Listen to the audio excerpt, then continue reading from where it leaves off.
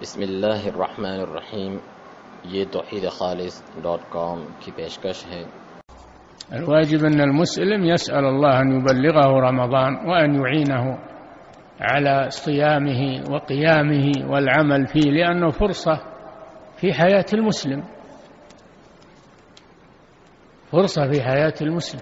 من صام رمضان إيمانا واحتسابا غفر له ما تقدم من ذنبه. من قام رمضان إيمانا واحتسابا غفر له ما تقدم من ذنبه. فهو فرصة في حياة المسلم قد لا يعود عليه مرة ثانية. فالمسلم يفرح بقدوم رمضان، يستبشر به ويستقبله بالفرح والسرور، ويستغله في طاعة الله، ليله قيام ونهاره صيام وتلاوة للقرآن والذكر، فهو مغنم للمسلم.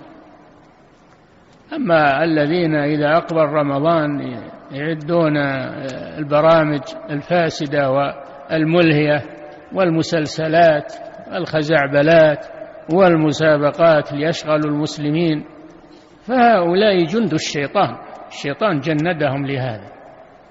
فعلى المسلم أن يحذر من هؤلاء ويحذر منهم.